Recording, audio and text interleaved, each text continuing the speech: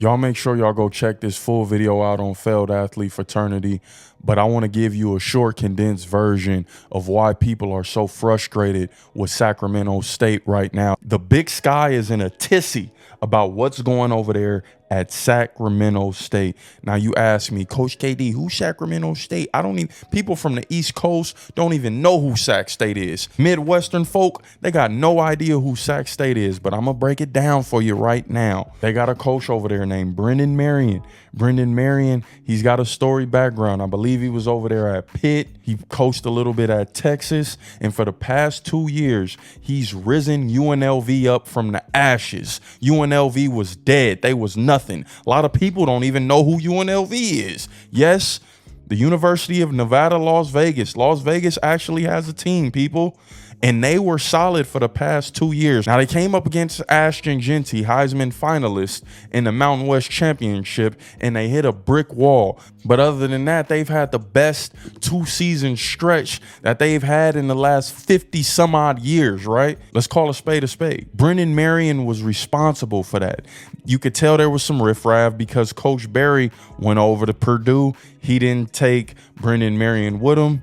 Brenden Marion was handed his own team at Sac State, but as soon as he got there, he started making shit happen. I mean, he got some of the best recruiters across the nation, and they're bringing in guys from the portal. They're having 5-star, 4-star guys take trips up to their school, right? This is unheard of from Sac State. And then you got people in the Big Sky. You got the Montanas, the Montana States, the Eastern Washingtons, you know what I mean? The Northern Arizonas. They're looking at the UC Davis. They're looking at this like, wait a minute. Who the hell is these dudes coming in? Especially when you got the blue collar teams like a Montana and a Montana State. And they're like, man, how are these guys getting all of this? You got to understand, these guys are blue collar to the core. They don't want to see all of that attention going to Sac State. They just want to put their head down and work hard. And shout out to the Montana States. Shout out to the Montana. These are guys who've been constantly fighting for national championships for years. Now, they can't get past NDSU. They can't get past North Dakota State. But that's another story for another day. We got to call a spade a spade.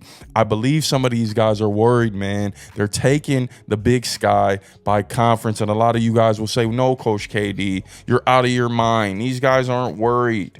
They went up against tougher competition. They're beating D1 guys day in and day out. Well, when a team like Sac State is able to bring in all of these recruits and they're talking D1, they're talking they may go independent. The question begs to be asked, why haven't any of these other teams done this?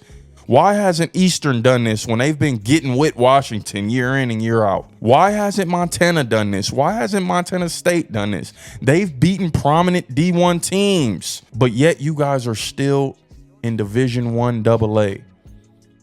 You know, people might question this. I'm just saying. So y'all let me know how y'all feel about this.